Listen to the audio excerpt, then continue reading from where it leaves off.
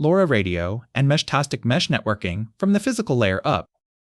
This is a technical look at how these devices actually work: chirp spread spectrum modulation, managed flood routing as it ships today, and the encryption model, including where it is genuinely strong and where it is not.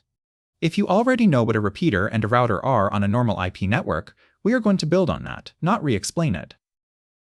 LoRa parts. First, the LoRa physical layer, chirp spread spectrum, spreading factor, bandwidth, and coding rate, and how those three combine into a link budget. Second, how Meshtastic actually routes a packet across a mesh today, including a routing change from firmware 2.6 and a role deprecation from firmware 2.7 that most existing tutorials have not caught up with yet. Third, encryption, channel keys, the newer public key direct messages, and what is deliberately left unencrypted. Fourth, the practical stuff: MQTT bridging, firmware updates, and an honest list of limitations for public safety use. Before LoRa specifically, a quick reset, because this trips up almost every ham at first. Every mode you have probably operated is narrowband, single sideband runs a few kilohertz, CW can be under a couple hundred hertz, FM occupies maybe 10 to 15 kilohertz, FT8 squeezes into about 50 hertz. LoRa does the opposite, on purpose. It spreads a signal across a channel 125 kHz wide or more, roughly 10 times wider than an FM channel, and well over 1,000 times wider than FT8. That is not wasteful. It is the entire trick, and we are about to see why. Why deliberately spread a signal across far more bandwidth than it needs? 3 reasons, the same 3 this technology was built for militarily. Jam resistance, spread thin across a wide channel, and a narrowband jammer can only ever hit a small slice of it. Low probability of intercept, spreading power across more bandwidth lowers power per hertz, sometimes below the noise floor for anyone not specifically listening for the pattern. And processing gain, the one that matters most here. If the receiver knows the exact spreading pattern, it can mathematically reassemble that spread out energy into a strong signal without reassembling noise the same way, because noise does not share the pattern. That is how LoRa gets its range. 3 classic ways to spread a signal, and you will hear all 3 names. Frequency hopping spread spectrum retunes rapidly across many channels in a pattern only the 2 radios know. Bluetooth does this, hopping across 79 channels roughly 1,600 times a second. Direct sequenced spread spectrum multiplies each bit by a much faster pseudo-random code. Civilian GPS does this, and so did original Wi-Fi 802.11b. Chirp spread spectrum, LoRa's method, swoops a chirp across the whole channel and encodes data as a shift in where that sweep starts. Same underlying idea in all 3, spread on transmit to spread on receive. Meshtastic only uses the third one. The other 2 are just useful company to place it next to, so you know CSS isn't some exotic outlier. Let's zoom into exactly how LoRa's chirp works. LoRa is Semtech's proprietary modulation, and it is a derivative of chirp spread spectrum. A chirp is a signal that sweeps linearly across the channel's bandwidth over one symbol period, either upward or downward in frequency. Each symbol encodes data as a cyclic shift of that base chirp's starting frequency. Because a timing offset and a frequency offset look equivalent to a chirp-based receiver, LoRa demodulation is comparatively simple to implement, and it is naturally resistant to Doppler shift and multipath fading. Here's that same chirp the way you would actually see it, on an SDR waterfall, frequency up the screen, time across it. A linear chirp shows up as a clean diagonal streak, not the sine wave from a moment ago, that was amplitude over time, this is frequency over time. And a real LoRa transmission does not send just one chirp. The preamble is a run of several identical upchirps back to back, so the receiver can lock onto timing and frequency before any data arrives. If you ever point an SDR at a LoRa channel, that repeated train of identical diagonal sweeps is the preamble announcing itself. The processing gain comes from spreading. Each symbol is one of 2 to the SF possible chirp starting frequencies, where SF is the spreading factor. That is a lot of distinguishable states per symbol, and it is what lets a receiver pull a LoRa signal out of noise well below the noise floor at the cost of raw bitrate. Meshtastic exposes spreading factors 7 through 12 on most hardware, and down to 5 on newer second-generation chips. Every step up in spreading factor doubles the airtime for a given payload, and adds roughly 2.5 decibels of link budget. More range and better sensitivity, less throughput, longer time on air, and more battery drain per message. That chirp mechanism you just saw isn't only for the receiver to lock on, it's also how LoRa encodes data. Let's put real numbers on spreading factor. At SF7, 2 to the 7 is 128, that many possible chirp starting points per symbol, that many distinguishable ways to encode data. At SF9, 512. At SF12, 4096 possible starting points in that same channel bandwidth. More possible positions per symbol means more processing gain, so a weaker signal stays decodable, but each symbol necessarily takes longer to transmit, because there is more precision packed into measuring exactly where that sweep started. Chips per symbol up, sensitivity up, speed down. That is the whole trade in one picture. Here is the mechanism in plain terms, and it is not about volume. Spreading factor is about how many possible states one symbol can be in. More possible states means each one is a smaller, more specific target, so correctly identifying which one arrived takes more time to integrate, which is why higher SF is slower. But that same precision is what lets a weak signal still be identified correctly, because the receiver is not listening for loudness, it is matching against one of many known possibilities. At SF7, 1 of 128. At SF12, 1 of over 4,000, slower to resolve, but resolvable at much lower signal strength. Bandwidth and coding rate next up are the other two knobs on that same dial. Two more knobs: bandwidth and coding rate. Meshtastic supports channel bandwidths from about 31 kHz up to over a MHz on the newer wideband chips, with 125 kHz as the common default on sub-GHz hardware. Narrower bandwidth concentrates energy and improves sensitivity. At the cost of data rate, bandwidths below about 62 kHz may need a temperature-compensated crystal oscillator on some hardware to hold frequency stable enough to matter. Coding rate is LoRa's forward error correction, written as 4 over 4 plus NN. A coding rate of 4/5 is light protection. 4/8 adds substantially more redundancy, trading throughput for resilience against interference and fading. Meshtastic bundles spreading factor, bandwidth, and coding rate into named modem presets, so you rarely set the three independently. They run from short turbo, the fastest and shortest range preset, not legal in every region, down through short fast, short slow, medium slow, to long fast, which is the default, and the radio profile behind the public long fast channel almost everyone starts on. Below that, long moderate, long slow, and very long slow, trading more and more throughput for range. Across the whole family, data rates span roughly 0.2 of a kilobit per second up to about 22 kilobits per second. This is not a broadband link. It never will be, and that is by design. Region matters, and it is not just a label. Meshtastic's US region targets the 902 to 928 MHz band under FCC, Part 15.247. There is no duty cycle limit under that rule. Instead, the FCC controls channel occupancy through frequency hopping and occupancy time rules. Meshtastic documents a maximum of plus 30 dBm effective radiated power for North America. Europe is a different regime entirely. ETSI rules cap EU 868 at plus 27 dBm, and Meshtastic's own firmware self-enforces a 10% hourly duty cycle on EU 433 and EU 868 to comply, recalculated on a rolling basis. A US 915 device and a European 868 device are not on the same frequencies. They cannot talk to each other. Region is not a cosmetic setting. On top of the legal limit, Meshtastic firmware also self-throttles based on measured channel utilization independent of region to protect mesh health from any one talkative node.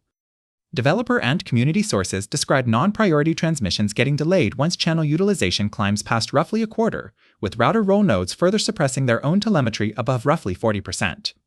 I want to be upfront that those two specific percentages come from developer forum discussion, not an official specification page, so treat them as approximately right rather than an exact published threshold.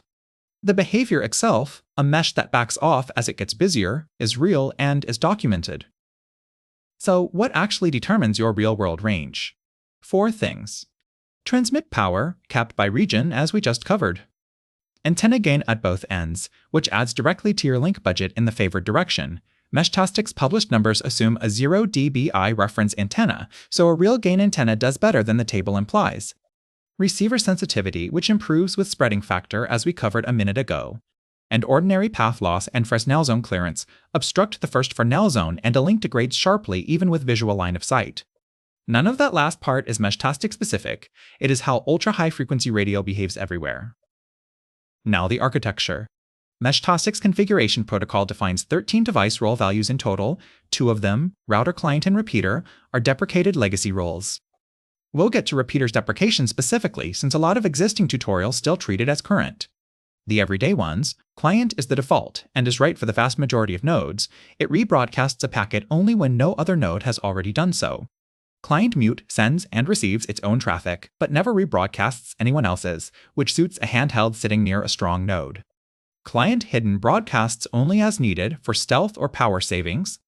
And client base is a personal base station. It always rebroadcasts for its favorited nodes and behaves like a normal client for everything else.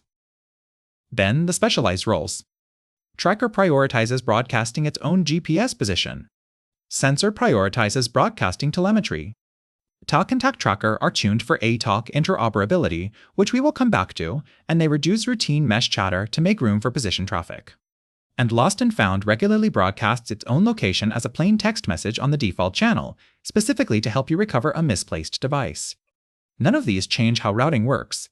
They change what a node prioritizes sending. And the infrastructure roles, where I need to flag something recent and something easy to misread if you're coming from IP networking. Router always rebroadcasts once and becomes a preferred relay for the mesh. But don't let the name fool you. This isn't doing route table lookups the way an IP router does.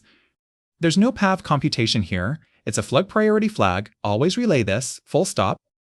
Router late does the same, but only after every other node's rebroadcast attempt has had a chance, specifically to cut collision risk from infrastructure nodes. Official guidance is explicit that overusing either role across many nodes increases collisions and reduces delivery rates. It is not a coverage switch you flip for free. Here is the recent part, the repeater role, which a lot of existing tutorials still describe as the standard way to build an infrastructure node, was deprecated in firmware 2.711 in October 2025. Current guidance points you to router, router late, or client base instead, depending on placement. If you learned Meshtastic infrastructure design from an older guide, this is the one thing in this video most likely to be new to you. One more architectural point before we get to routing. Every node has exactly one primary channel, channel 0, created at setup, it cannot be disabled, and periodic position, telemetry, and node info broadcasts go out on it by default. A node supports up to 8 total channels, so channels 1 through 7 are optional, each with its own name and its own key, for segmenting traffic, a private group layered alongside the public default, for instance. And here is a detail worth knowing, a hash of the primary channel's name is what determines the actual LoRa frequency slot in use. Two devices need to agree on more than just region to talk. The primary channel name effectively picks the frequency. Now, how a packet actually crosses the mesh. One thing worth being explicit about, first, Meshtastic is not LoRaWAN. LoRaWAN is a separate protocol that also runs on LoRa radios, but it uses a star topology, fixed gateways, and no peer-to-peer relaying. Meshtastic runs its own protocol directly on raw LoRa radios instead, and every node can relay for every other node. That's what we're about to walk through. Meshtastic's own documentation calls this managed flooding, deliberately not just flooding. When a node receives a packet with a non-zero hop limit, it decrements the count and rebroadcasts on the sender's behalf, unless it has already heard another node do so first. That listen before rebroadcast step is the managed part. Watch hop 1, node A originates, and the two nodes within direct range, B and C, have already rebroadcast. D, E, and F have not received the packet yet. One hop later, B and C's rebroadcasts have reached D, E, and F. Each of them will now decide independently whether to rebroadcast again, decrementing the hop limit once more. This is where Meshtastic's contention mechanism matters most, which is next. So why doesn't this turn into a broadcast storm the moment a mesh gets dense? Contention. Before rebroadcasting, a node waits out a randomized window sized by the signal-to-noise ratio of the packet it just received. A weak, low signal-to-noise reception implies you are far from the original sender, so you get a short window and you tend to transmit first, extending coverage. A strong, nearby reception gets a longer window. By the time it would fire, it has usually already heard someone else's rebroadcast and suppresses its own. Distant nodes go first, nearby nodes stand down. That is the core trick that makes flooding efficient instead of chaotic. Duplicate suppression backs it up. Every node tracks packets by originating node number plus packet ID, and will not relay the same pair twice. Because per recipient acknowledgement of a broadcast would itself flood the channel, Meshtastic does not do that. Instead, hearing any node rebroadcast your message, whether or not that node can even decrypt it, counts as implicit confirmation the packet is propagating. That is not a delivery guarantee to any specific destination. It only tells you the packet left your local radio neighborhood. Keep that distinction in mind, we will come back to it in the limitations section. Hop limit defaults to 3, and the field allows up to 7. Official guidance is to leave it at 3 unless you have a specific understood reason to raise it, and to apply any increase only at edge nodes, not in the center of your mesh, because higher hop counts raise collision risk and lower delivery rates for everyone. Firmware 2.6 added something genuinely new here, next hop routing, but only for direct messages, not broadcast traffic. Instead of every node in earshot attempting to rebroadcast a direct message, only the one stored next hop node relays it, hop by hop. If that expected relay isn't heard, firmware falls back to managed flooding on that hop as a safety net. Broadcast and channel traffic still use pure managed flooding as we just covered. This optimization is specifically for one-to-one messages. Encryption, starting with the channel you're on by default. Meshtastic encrypts every packet payload with AES 256 in CTR mode, using a key derived from that channel's pre-shared key. Anyone who has the channel name and key can decrypt traffic on it and, as matters, can also forge traffic on it. There is no separate authentication step in this original scheme. Here is the part every operator on this default channel needs to know explicitly. The primary channel ships with a publicly known default key, a single byte, hex 01. That is the key behind the public long-fast channel every new device joins out of the box. Because that key is published in the open source firmware itself, anyone can decrypt and forge default channel traffic. This is intentional. It gives you an interoperable public mesh on day one. If you want real confidentiality, change the pre-shared key or create a private secondary channel. Key length options are no encryption at all, AES 128 or AES 256. Direct messages are a different and newer story, public key cryptography, added in firmware 2.5.0. Two nodes each hold a curve 25519 key pair, and a Diffie-Hellman exchange derives a shared secret between them, with no central certificate authority. The first public key a node hears for a given node number is the one it trusts going forward, trust on first use. The message content is then protected with symmetric encryption, keyed from that shared secret, and signed with the sender's private key for authenticity. I'll note honestly that Meshtastic's own documentation describes the symmetric step as AES in CTR or CCM mode without fully committing to one, so I won't claim more precision than the source material gives me. Remote admin, reconfiguring a node over the mesh instead of locally, rides that same public key channel. A curve 25519 exchange sets up a session, and each session gets a short-lived session ID, documented at roughly 300 seconds, specifically to prevent replay attacks. But local access is a completely different trust boundary. Meshtastic's own technical reference says plainly that a device's local, API, Bluetooth, USB serial, Wi-Fi grants full access configuration, keys, decrypted traffic entirely outside the on-air encryption model. The docs explicitly warn against administering a node over untrusted Wi-Fi for exactly this reason. Physical and Bluetooth security of the device matters as much as the radio link. What is deliberately left unprotected? Meshtastic's documentation states plainly that the packet header is always sent unencrypted so that a relaying node can route a packet it cannot itself decrypt. That means node identifiers, packet IDs, hop count, and channel hash are visible in the clear to any listener, even when the payload is encrypted. Traffic analysis, who is talking to whom, how often, and roughly, where via signal strength, is not defended against by this encryption model at all. That is a real documented gap, not an oversight I am inferring. Meshtastic's own limitations page lists these as accepted tradeoffs, not bugs, no central key signing authority, so a node cannot cryptographically detect impersonation of a brand new identity, a node database capped around 100 entries, so an attacker can flood fake nodes to evict real ones, and on the original pre-shared key channel scheme, no message authentication at all, meaning anyone holding that key can forge a message that appears to come from anyone else on the channel. The project's own documentation calls these anticipated and accepted, given the goal of a decentralized ad hoc mesh with no infrastructure requirement. And those trade-offs are not theoretical. Two real vulnerabilities landed in 2025. CVE 25-52464, firmware 2.520 through 26.1 had a combination of some vendors' flashing procedures producing duplicated curve 25519 key pairs across multiple physical devices, plus keys generated before the random number generator had enough entropy, letting an attacker with a list of known weak keys decrypt direct messages. Fixed in 2.6.1 and 2.6.12. CVE 2025-55292, firmware up to 26.2, allowed node identity spoofing in unencrypted ham mode node info, letting an attacker overwrite entries in another node's local database. Fixed in 2.7.6. If you run infrastructure nodes for public safety, this is a concrete, not hypothetical, argument for staying current on firmware. Bridging to the internet, a Wi-Fi or Ethernet node can act as an MQTT client, uplinking mesh packets to a broker and downlinking broker messages back onto the mesh. With no server configured, Meshtastic defaults to its own public broker using a documented shared login. Here is the critical and easy-to-miss part. Whether traffic is encrypted on the MQTT side is a separate setting from your channel's pre-shared key. If that setting is off, the bridging node forwards your messages to the broker unencrypted, even if your mesh channel itself has a key set. A separate TLS setting protects the connection to the broker itself, independent of that. And the JSON output option is documented as never encrypted under any settings. Nodes can also publish an unencrypted map report, position and hardware info at a minimum interval of 1 hour with configurable position precision, defaulting to a fairly coarse deviation on purpose. On the default public channel, the public broker further caps shared location precision to 10 to 16 bits, an intentionally imprecise location as a privacy backstop.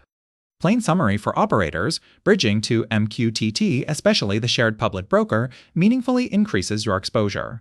Node identities, message content if encryption is off or you're on the default key, and approximate positions can become visible to anyone subscribed. If privacy matters for your deployment, run your own private broker. Firmware updates depend on your hardware family. NR-F52840 devices support Bluetooth over-the-air updates, plus drag-and-drop UF2 updates through the bootloader. RP2040 devices typically use that same UF2 drag-and-drop method. ESP32 devices have historically not supported true wireless app-triggered updates and are generally reflashed over USB. I want to be honest about a gap here. I could not find an official Meshtastic page that fully specifies the firmware signing scheme, whether it's a cryptographic signature or just an integrity check, or whether self-compiled firmware is restricted at all. Given this is a fully open-source project where users routinely self-compile and flash over USB, treat on-device signature enforcement, if it exists at all, as an open question, not a locked-down guarantee. And practically, a failed over-the-air update can leave a device needing physical access to recover, worth remembering for a node mounted somewhere hard to reach. A few modules that matter specifically for public safety work. Range test. One fixed node sends sequential packets every 30 to 60 seconds. A mobile node logs each received packet with its own GPS position to a CSV file, useful for characterizing real coverage before you rely on it operationally. Store and forward. A client that stepped out of range briefly can request missed messages be resent, but only an ESP32 device with onboard PSRAM can act as the server, because history storage needs the extra memory. Detection sensor watches a GPIO pin for a transition and sends a text alert, a straightforward way to wire Meshtastic into a perimeter or door contact alert. And ATOC. Meshtastic interoperates with ATOC, iTalk, and other cursor on-target clients over the mesh, with no cellular or internet backhaul required. The talk and talk tracker roles we covered earlier optimize a node specifically for this. A companion ATOC plugin translates between cursor on target and Meshtastic's own message format and splits oversized payloads to fit LoRa's small packet size. One version note that matters if you're planning this: basic position and chat needs firmware 2.3 or newer, but the full TAK version 2 wire format needs firmware 2.8.0 or newer. That is a real gate, not a nice to have. Check your firmware before you plan an integration around it. Last privacy lever, position precision. Smart Position Broadcast adjusts how often a node transmits its own location, more often in motion, throttled while stationary, factoring in the channel's data rate so position doesn't dominate available airtime. Separately, a per-channel position, precision setting, 0 to 32, controls how much location detail is actually sent on that channel. 0 means no location, ever, on that channel. 32 means full GPS precision. Everything between is a deliberate coarsening, an operator-controlled lever, full precision on a private tactical channel, heavily obscured or none at all on a public one. Before we close, the honest limitations stated plainly because you're the audience that needs them stated plainly. No delivery guarantee, as covered. Broadcast acknowledgement only confirms a packet left your local radio neighborhood, not that any specific recipient got it. Genuinely limited capacity. LoRa's raw bit rate stays well under 22 kilobits per second even at the fastest preset. This is a shared contended half-duplex medium, not a scalable data network, and piling on router family roles or high hop counts actively hurts capacity rather than helping it. In Europe specifically, the 10% duty cycle caps your throughput in a way US deployments simply don't face. The encryption story is not, quote, military grade.